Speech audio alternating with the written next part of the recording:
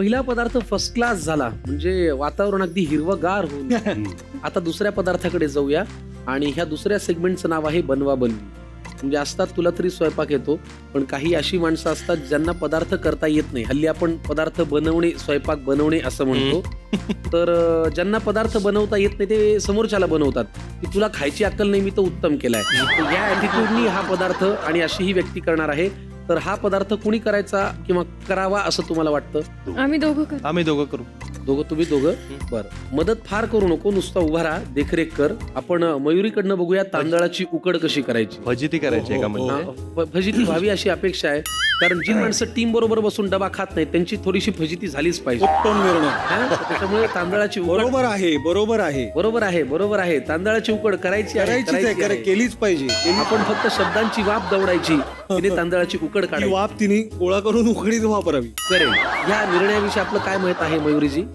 मला असं वाटतं मी बोलण्यापेक्षा कृती करून दाखव. अरे वा, म्हणजे आजही खुलता कळी खुलेनाच आहे. हो की नाही? फार छान. काय साहित्य लागत असेल असं तुला वाटतं? तांदळाचं पीठ, बर. ओवा, जिरे, मीठ. तांदळाच्या चकल्या नाही करायच्या, ओवा जिरे कुठून काढलं? मोदकाला लागते ती तशी म्हणजे उकड. ती फक्त तेवढी उकड, मग फक्त तांदळाचं पण पीठ. मग तिखटाची आणि तू म्हणतेस कोमट बरोबर गरम आहे. ओवा जिरं तिखटाची जर करत असू तर कांदा तर हा, येतो त्याच्यात. मला वाटतं कांदा, आपण मिरची, साहित्य मागूया, कारण ही चर्चा हिरवी अंतिम मिरची पण टप्प्यापर्यंत घालते. जाणार. हो, हिरवी मिरची. तांदळाच्या उकडीसाठी लागणार साहित्य घेऊन या प्लीज. मयुरी काढणार आहे तांदळाची उकड आणि मला फार आनंद झालेला आहे. मी अगदी म्हणजे असं उत्साही आहे की आता नेमकं काय घडणार आहे, कारण तिच्या चेहऱ्यावरती एक सगळे मला कसा त्रास देतात असा भाव आलाय. चिअर लीडर असतात ना, तसे हे असे बू लीडर्स आहेत. हा, काय ही तांदळाची उकड काढण्यासाठी लागणारं साहित्य काय आहे? लसूण, साखर, मोहरी, जिरं, मिरची, हळद, हिंग, मीठ, तूप, कोथिंबीर आणि वाटाणे. तिखट आणि कढीपत्ता, जिरं कढीपत्ता, जिरं आणि तांदळाचं पीठ, आणि साजूक तूप. साजूक तूप. बरं, ठीक आहे. हे एवढं सगळं वापरून तू तांदळाची उकड काढणार आहेस. याच्या आधी कधी हा पदार्थ किंवा ही उकड काढलीये? नाही. कधी खाल्लीये? हो, कुणाच्या हातची? अभिज्ञा भावे. अभिज्ञा भावे. तिने आणि- ह्याच स्वयंपाकघरात मालपोवे सांगून अनारसे केले होते. आणि तिच्या हातची उकड खाऊन ती आता उकड काढणार आहे. आता बघूया. म्हणजे नाही, कुठं हिने जाणार आहे सगळं अभिज्ञाचं बघा. नाव घेतल्यावर तुझा चेहरा जो होता ना हो, आता, कारण मी ते पाहिलंय इथे. याची देही याची डोळा. तिने फोडणीच्या पोह्यामध्ये 1.25 किलो मिठामध्ये 4 पोहे शिंपडले होते असं तिच्या आईने सांगितलं. आणि तिची उकड खाऊन तू शिकलीस म्हटल्यानंतर हा. चला मग काय करायचं पहिल्यांदा आपण गोळ करून घेऊ. बर. तुला हे अवघड काम दिलंय तिने. हो, आणि मला असं का वाटतंय की हे थोडं पटकन असेल. होतंय. इथे कोणालाच माझ्यावर कॉन्फिडन्स नाहीये, पण तरी मी ही रेसिपी नाही मला तुझ्यावर जमेल तितक्या कॉन्फिडन्सने करणार आहे. मला तुझ्यावर पूर्ण आहे, मला अभिज्ञावर नाही. जमेल काय? जमेल जमेल जमेल. वाटतं तापलेला आहे. हा पदार्थ जर चांगला झाला तर मी अभिज्ञाला व्हिडिओ कॉल मोहरी. करणार आहे. मोहरी आनंदाने पोहतीये. हिंग. तिखट आवडते का सगळ्यांना? मिरची जास्त टाकते. अरे बापरे, हे खूप तिखट झालं. अरे बाप, ही वाईट ऍक्टिंग झाली.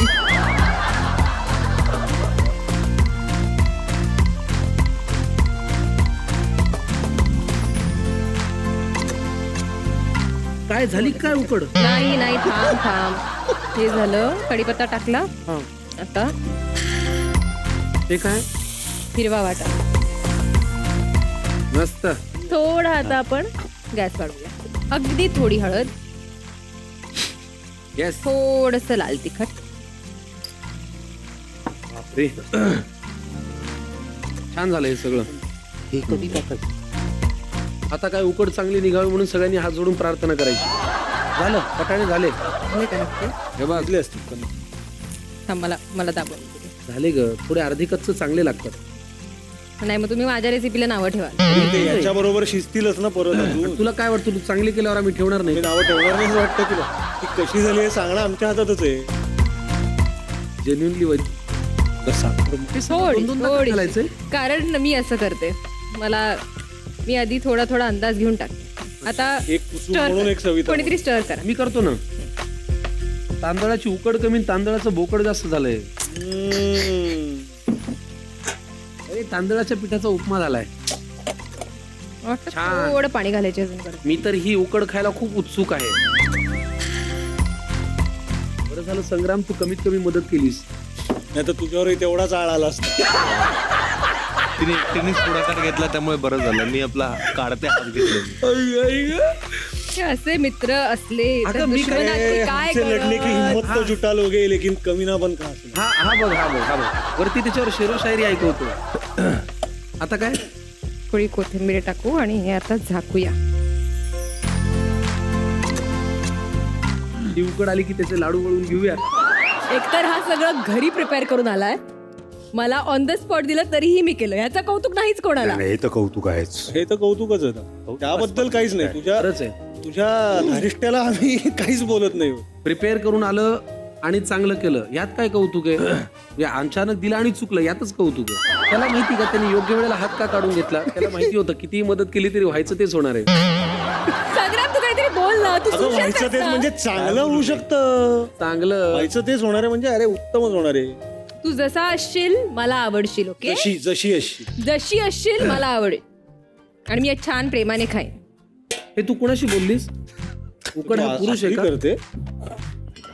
अरे उकरपेंट भगर छान झाले. हो, माझाही आता आपण याचे लाडू वळून घेऊ. तांदळाचे लाडू चांगले होतील. झालं.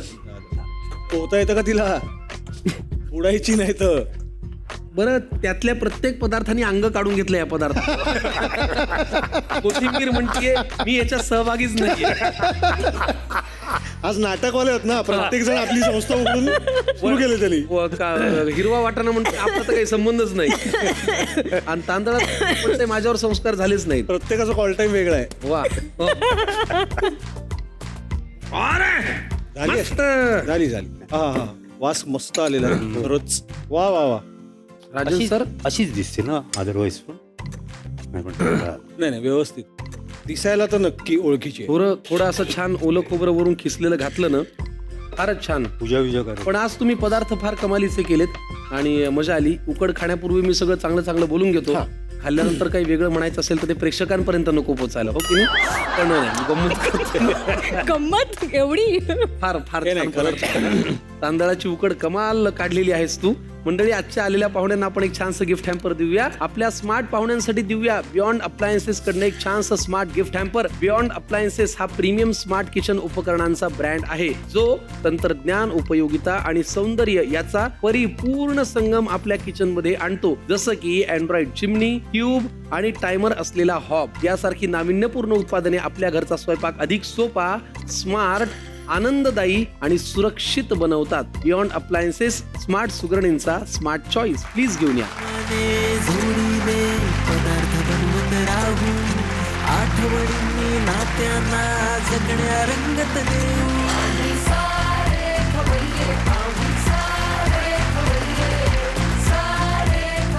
तांदूळाची उकड. साहित्य: तांदूळ पीठ, मटार, तूप, मोहरी, जिरे, हिंग, कढीपत्ता, हिरवी मिरची, लसूण, साखर, मीठ, हळद, लाल तिखट, कोथिंबीर. कृती: एका बोलमध्ये तांदळाचं पीठ घ्या, त्यात पाणी घालून गुठळ्या होणार नाहीत अशा पद्धतीनं मिश्रण तयार करून बाजूला ठेवा. कढईत तूप गरम करा, त्यात मोहरी, जिरे, हिंग, हिरवी मिरची आणि ठेचलेला लसूण घालून खमंग फोडणी द्या. लसूण थोडा लाल झाला की त्यात चवीनुसार साखर आणि मीठ घालून परता. आता फोडणीत मटार घाला, त्यात हळद आणि थोडं लाल तिखट टाकून सर्व एकत्र करा. झाकण लावून मटार वाफेवर थोडे मऊ होऊ द्या. मटार शिजले की त्यात तांदळाच्या पिठाचे तयार केलेले मिश्रण आणि थोडं पाणी घाला. हे मिश्रण सतत ढवळत राहा, जेणेकरून गुठळ्या होणार नाहीत.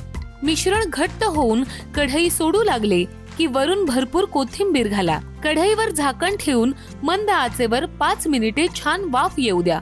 गरमागरम उकड बोल मध्ये काढून सर्व्ह करा.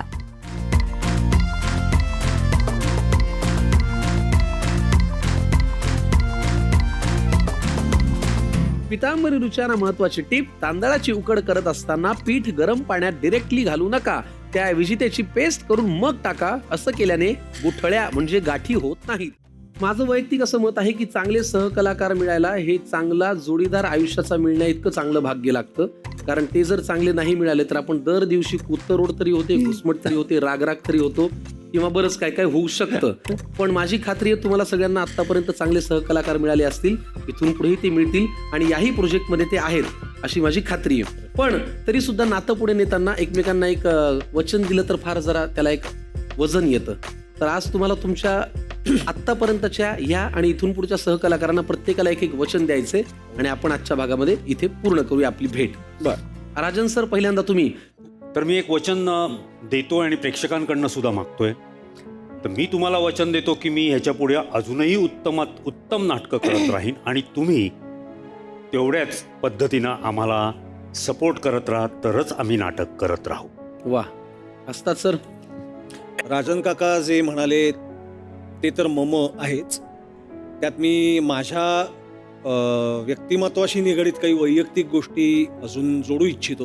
प्रत्येकाच्या आयुष्यात काही कालखंड येतो ज्यामध्ये वैयक्तिक आयुष्यामध्ये बऱ्या वाईट उलाढाली चालू असतात. माझ्याही आयुष्यात काही वर्षांपूर्वी तसं घडून गेलं आणि त्या काळात जरा बेशिस्त वागणं झालं होतं. त्याचा परिणाम कामावरही झाला होता. ह्यापुढे मी माझ्या सहकलाकारांना आणि तुम्हा प्रेक्षकांनाही वचन देतो, यापुढे जितकी वर्ष मी काम करू शकीन किंवा तुम्ही मला करू द्याल तितकी वर्ष मी शिस्तबद्ध काम करीन. वा वा. मयुरी.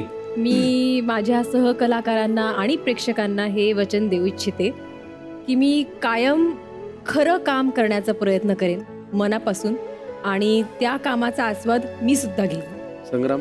माझ्या कामाशी नेहमी प्रामाणिक राहण्याचा आणि कामाशी असलेली निष्ठा नेहमी जपण्याचा मी प्रयत्न करत राहीन. वा, धन्यवाद. तुम्हाला सगळ्यांचे खूप मनापासून आभार. आजच्या भागात तुम्ही इथे आलात.